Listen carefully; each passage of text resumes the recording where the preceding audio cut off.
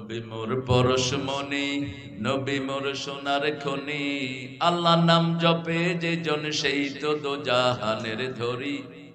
ও নামের সুর ধরিয়া পাখি যায় গান করিয়া, ও নামে মজনু হলো কে? আল্লাহ হাগল হয়, এই কবিও হাগল আছে। আল্লাহ পাগল হয়? হ্যাঁ, কি শব্দ লাগাল? আল্লাহ বলছেন আমা সাহিবুকুম বিমাজনুন, তোমাদের সাথী পাগল না। রাসূল কে ওরা পাগল বলতো, ঠিক কি না? আল্লাহ বলছেন আমা সাহিবুকুম বিমাজনুন, তোমাদের সাথী পাগল হতে পারে। উল্টা পাল্টা গান যেন না গাই, যেগুলোতে শিরক আছে। পাখি গান গায় কার নামে?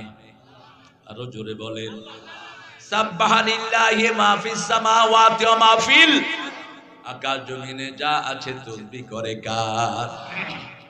এখানে বলতে হবে নবী মোর পরশমণি, নবী মোর সোনার খনি, আল্লাহ নাম জপে যে জন সেই তো দোজাহানের ধনী। ও নামের সুর ধরিয়া পাখি যায় গান করিয়া, ও নামে রহম ঢালে মাওলা আমার কাদের গনি। নবী মোর পরশমণি।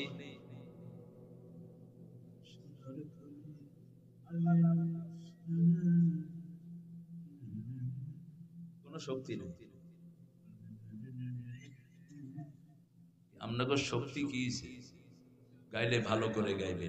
আচ্ছা বলেন তো রাসূল সবচেয়ে বেশি কোন সূরা পড়তেন? হ্যাঁ, কোন সূরা সবচেয়ে বেশি পড়তেন? রাহমাতাল লিল আলামিন।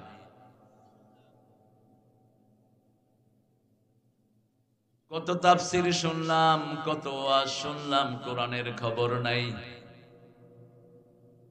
কোরআনের মা কোন সূরা? কোন সূরা ছাড়া নামাজ হয় না? কোন সূরা কোরআনের 1 নাম্বার সূরা? কোন সূরা পড়লে আল্লাহ কথা বলা শুরু করে? কোন সূরা দিয়ে ফু দিলে রোগ ভালো হয়ে যায়?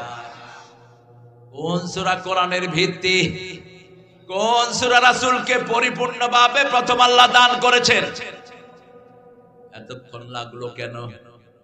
কোরআনের 1 নাম্বার ফজিলতের 1 নাম্বার পড়ার 1 নাম্বার সূরাতুল ফাতিহা। আল্লাহ বলছেন ওয়ালাকাদ আতাইনাকা সাবআম মিনাল মাসানি ওয়াল কুরআনাল আযীম। এ নবী আলাইহিস সালাম, আপনাকে 7টা আয়াত দিলাম, তার সাথে পুরা কোরআন দিলাম। 7টা আয়াত পড়বা, পুরা কোরআনের সওয়াব দান করে দিবেন কে? 7টা আয়াত পড়বেন, অর্ধেক কোরআনের সওয়াব দিবেন কে? আবার আল্লাহ বলছেন এই 7টা আয়াতের সাথে আমি কোরআনে আজিম দিয়েছি। কোরআনে আজিম পড়েছেন রাহমাতাল লিল, এজন্য ওনার চরিত্র হয়েছে ওয়া ইন্নাকা লাআলা খুলুকিন আযীম। এরপরে বলেন কোন সূরা পড়তেন রাহমাতাল লিল আলামিন? সূরা ইখলাসের পরে কোন সূরা? আপনারা জানেন, আমি শুধু মনে করিয়ে দেব। কোন সূরা? কোন সূরা পড়লে 10 পারা সওয়াব হয়? কোন সূরা 10 বার পড়লে জান্নাতে প্রাসাদ তৈরি হয়ে যায়? কোন সূরা পড়লে আল্লাহর সাথে সম্পর্ক হয়ে যায়? আল্লাহ বলছেন ও নবী বলে দাও, সবার কিছু না কিছু জিনিসের সাথে সম্পর্ক থাকে, আমার সম্পর্ক হলো সূরা ইখলাসের সাথে। সূরা ইখলাসে শুধু কার কথা? সূরা কাফিরুন যখন রাসূল পড়তেন তার সাথেই পড়তেন কুল হুয়াল্লাহু। কাফিরুনের ভিতরে আল্লাহর নাম একবারও নাই, আর সূরা ইখলাসের ভিতরে আল্লাহ ছাড়া কারো কথা নাই। দুটাকে মিলাতেন রাহমাতাল লিল। এই দুটা আমরাও মিলিয়ে পড়বো, রাজি আছি তো? কুল ইয়া আইয়ুহাল কাফিরুন পড়লেই পড়বো কুল হুয়াল্লাহু আল্লাহুস লাম ইয়ালিদ ওয়া লাম ইয়াকুল লাহু কুফুয়ান আহাদ। তৃতীয় নম্বরে কোন কোন সূরা পড়তেন বলেন? হ্যাঁ, আপনাদের কোরআন কেন্দ্রিক আলোচনা তো কম হয়। 4টা সূরা পড়তেন। 3 নম্বরে সূরা ইজা জাআ নাসরুল্লাহি, ইন্না আ'তাইনা, কুল ইয়া আইয়ুহাল কাফিরুন, ইযা জুলজিলাতিল আরদু জিলজালা, যে ছেলেদের বিয়ের মোহরানা নাই, এরকম ছেলে আমাদের দেশে আছে না নাই? আপনারা তো অবশ্য কুমিল্লার লোকেরা ভালো, যদিও আপনাদের প্রাক্তন মন্ত্রী আপনাদের অ্যাব্রিভিয়েশন ভালো দেয়নি।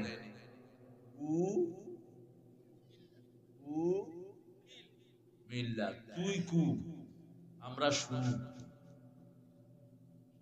কুমিল্লা আলিয়ার হেড মুহাদ্দিস আমাকে বলেছেন কুমিল্লার অ্যাব্রিভিয়েশন কুম লিল্লাহ। কুম লিল্লাহ, জাগবো কার জন্য? আল্লাহর জন্য জাগবো। এই জন্য কুমিল্লাতে আল্লাহর প্রেমিক বেশি না কম? আলহামদুলিল্লাহ বলেন। কুমিল্লা না হলে নজরুলের মতো কবি উপহার পাতি, এত সুন্দর কবিতাও পাতি না। কালেমা শাহাদাতে আছে আল্লাহর জ্যোতি, ঝিনুকের বুকে লুকিয়ে থাকে যেমন মতি। শাহাদাতে আছে আল্লাহর জ্যোতি, ধর্মের পথে শহীদ যাহারা, আমরা সেই সে জাতি। সাম্য মৈত্রী এনেছি আমরা, বিশ্বে করেছি জ্ঞাতি, আমরা সেই সে জাতি। আল্লাহু আকবার। আল্লাহ নজরুলকে তুমি মাফ করে দাও, ঠাকুরাকে ইচ্ছা মতো শাস্তি দাও। বাংলাদেশ বিরোধী, কোরআন বিরোধী, মুসলমান বিরোধী, তৌহিদ বিরোধী, ঠিক কিনা? জাতীয় সঙ্গীত লিখেছেন চিতা থেকে, চিতা।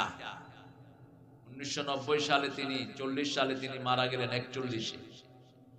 আমাদের দেশ স্বাধীন হয়েছে কবে? তো জাতীয় কবিতা লিখলো কেমনে? জাতীয় সঙ্গীত কথা কর না, সব হলো গায়েবী ওই শয়তানের। আল্লামা সাইদির বিরুদ্ধে জিনার মামলা দেয়া হলো। তাজুল ইসলাম এখন চিফ প্রসিকিউটর হয়েছে। ও বলছে ইউর অনার, ক্যাঙ্গারু কোর্টের ক্যাঙ্গারু বিচারকরা ওই মেয়েকে নিয়ে আসেন। আনা হলো, বলল মা তোমার শ্লীলতাহানি কে করেছে? কয় সাইদি। দেখতে কেমন? কয় আলকাতরা। সাইদি বলে আলকাতরা ছিল, কথা কন না কেন? বলছে মা তোমার জন্ম কবে? 75। ঘটনা ঘটাইছে কবে? কবে? ইগা জন্ম কবে? এখন ক্যাঙ্গারু বিচারক কয় তাজুল রে লই যাও। 5 দিন পিটাইছে তাজুলকে, আর কোর্টে উঠতে দেয় নেই। যত ইসলাম আলাদের মারবি তত ইসলাম বাড়বে, ঠিক না ঠিক? মেরে কোনদিন ইসলাম কমানো যায় না। রাসূলকে বদরের ময়দানে কাফেররা মারতে গেল, উহুদে 1000, বদরে 313 জন, উহুদে কত? উহুদে মারতে গেল তবুকে 3000, তবুকে মারতে গিয়েছে বিদায় হজে 10,000। আরো আস্তে কোন সুবহানাল্লাহ। মাইরাসে যেখানে ইসলাম বাড়ে সেখানে, এখন কুমিল্লাতে বোধহয় ইসলাম বাড়ে নাই।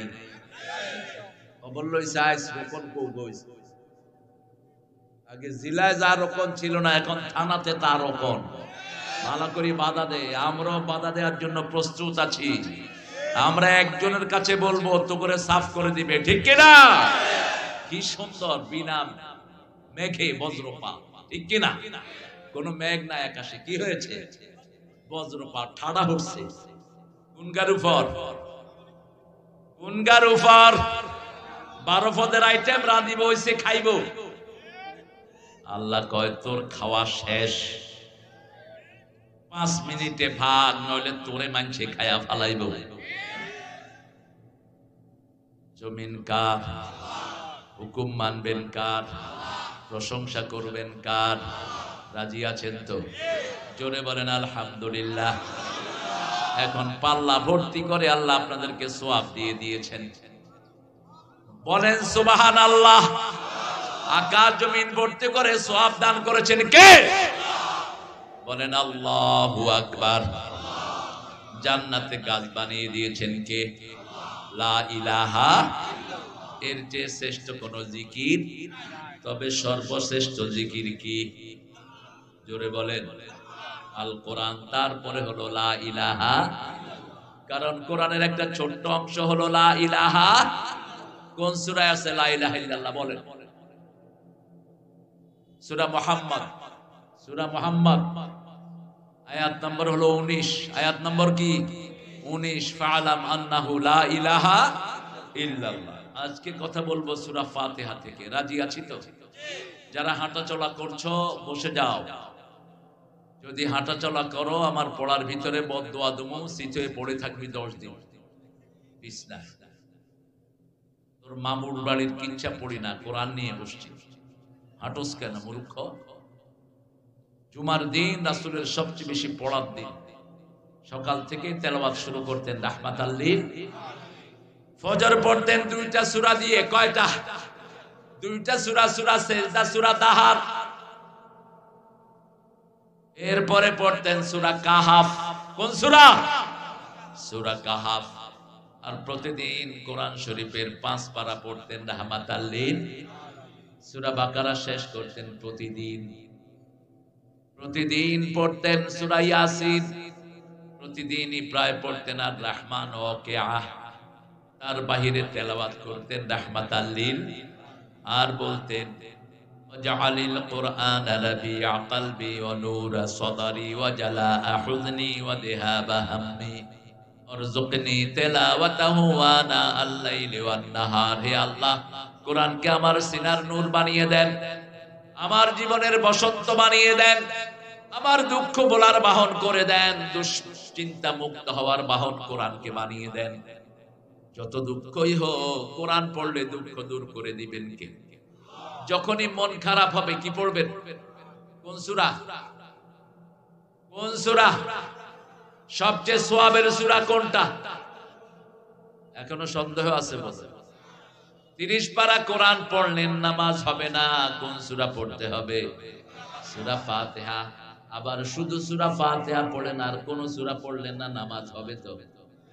কথা বলেন, জানেনই নামাজ হবে, নামাজ 100%। শুধু সূরা ফাতিহা পড়লেন, নামাজ কি হবে? হয়ে যাবে। কিন্তু 30 পারা পড়লেন, সূরা ফাতিহা পড়লেন না, হবে নামাজ? লা সালাতা ইল্লা বিফাতিহাতিল কিতাব। সূরা ফাতিহা ছাড়া নামাজ হয় না। আল্লাহ বুঝার তৌফিক দান করো। আলহামদুলিল্লাহি রাব্বিল। প্রশংসা কার? এই প্রশংসা যখন জিহ্বা দিয়ে করবেন না, জিহ্বা উল্টা পাল্টা হয়ে যাবে। দেখেন, নেতাকে বলছে নেতার জন্য দোয়া করেন, নেতা দোয়া করছে বড় নেতাকে জাহান্নামের ভালো জায়গায় রেখে দিও।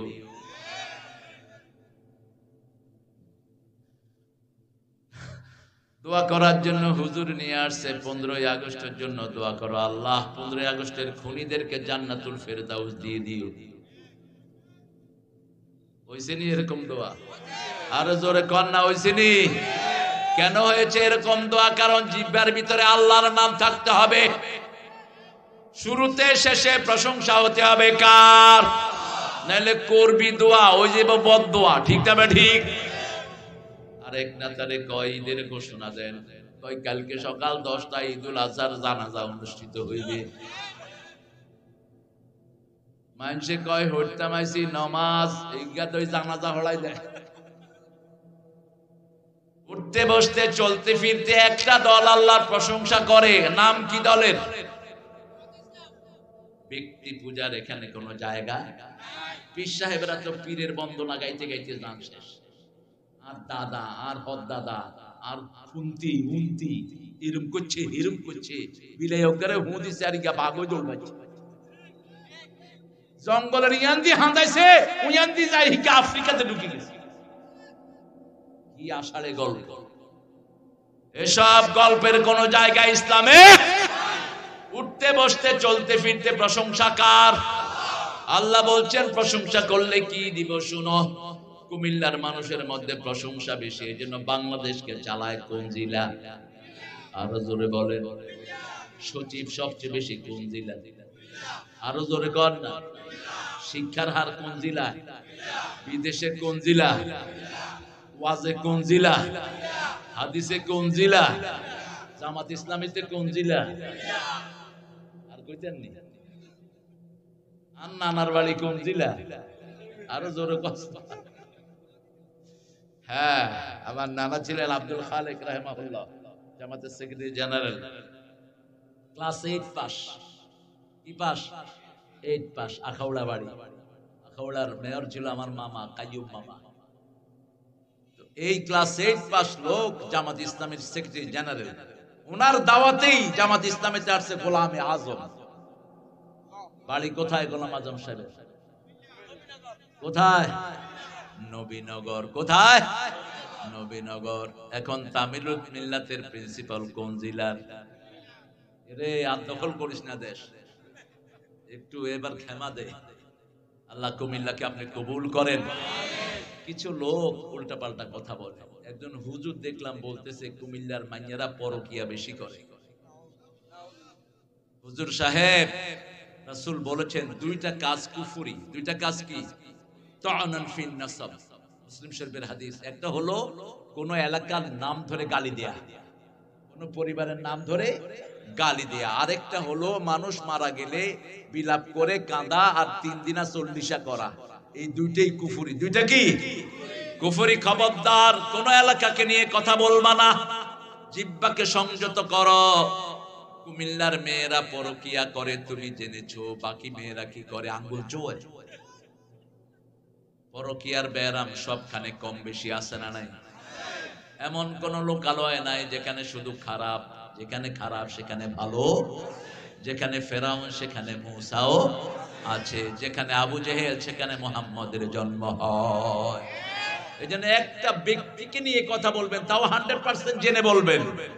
লা তাকফু মা লাইসা লাকা বিহি ইলম ইন্নাস সামআ ওয়াল বাসারা ওয়াল ফুয়াদা কুল্লু উলাইকা কানা আনহু মাসউলা। যেই বিষয়ে জ্ঞান নাই, just keep your mouth shut. মুখ খুলবি না। লা তাকফু, don't open your mouth, keep your mouth shut. এই ব্যাপারে জ্ঞান নাই, কোনো কথা বলবা না। কে বলছেন? ইমাম মালিককে একজন এসে বলছে, ইমাম মালিক সবচেয়ে বড় জ্ঞানী কে? ইমাম মালিক বলছেন সবচেয়ে বড় জ্ঞানী কে? আল্লাহ। এবার বলছেন হুজুর আমি বাগদাদ থেকে এসেছি, একটা প্রশ্নের উত্তর দেন।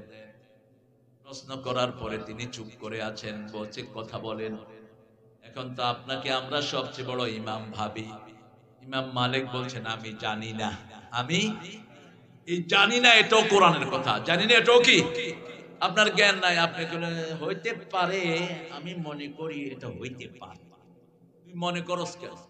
ইয়েস অর নো, মনে করার কিছুই। জানলে বলবো জানি, না জানলে বলবো জানি। এখন লোকটা বলছে হুজুর আপনি এত বড় ইমাম। কয় দেখো রাসূল সাল্লাল্লাহু আলাইহি ওয়াসাল্লাম যখন জানতেন না চুপ করে থাকতেন, জবাব দিতেন কে? আল্লাহ জবাব দিয়ে দিতেন। সব যিনি জানেন তিনার নাম কি? আল্লাহ। কোন এলাকাকে নির্দিষ্ট করে কোন কথা বলবো তো কুমিল্লার আমি যে কয়টা বলছি এগুলো একটাও কি মিথ্যা? কথা বলেন। জাতীয় কবির শ্বশুর বাড়ি কোথায়? কোন জায়গা? এরপরে কোন জায়গা? দৌলতপুর। কোন জায়গা গেছেন নি? হে বাড়ি যাইবেন কিনতে। নজরুল এই দৌলতপুরেই তার বাসর হয়েছিল, দীর্ঘ বাসর, 1 মাস 10 দিনের বাসর। তারপরে হিন্দুরা ষড়যন্ত্র করে তাকে কেলকাটায় নিয়ে যায়, আর তাকে আসতে দেয়া হয় না। কত চিঠি নাজরুলকে তিনি লিখেছেন। আল্লাহ রাব্বুল আলামিন দুইজনকে ইসলামের সৌন্দর্য দিয়ে কবরটাকে আলোকিত করে দেন। আরো জোরে বলেন আমিন। প্রশংসা কার করব? মুশরিকের মুখে আল্লাহর প্রশংসা আসে না। মুশরিক বলে মরিতে চাহি না সুন্দর ভুবনে, ধন্য আমি তোমাকে বাসিয়াছি ভালো। দুনিয়া সুন্দর, কিন্তু যিনি সুন্দর করলেন তার নাম নাই।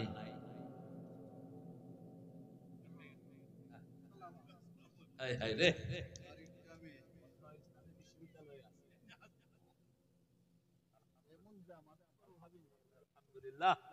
আলহামদুলিল্লাহ, আলহামদুলিল্লাহ বলে। আমাদের প্রিয় স্যার চিনেন তো আপনারা? আমরা একসাথে অনেক দিন খাওয়া দাওয়াও করেছি। স্যার ইসলামী বিশ্ববিদ্যালয়ে ছিলেন। কামালউদ্দিন জাফরি হাফিজাহুল্লাহর খুব প্রিয় মানুষ স্যার। আল্লাহ স্যারের হায়াতকে দারাজ করে দেন। স্যারের নাম কি? জোরে বলেন। ইউসুফ অর্থ কি?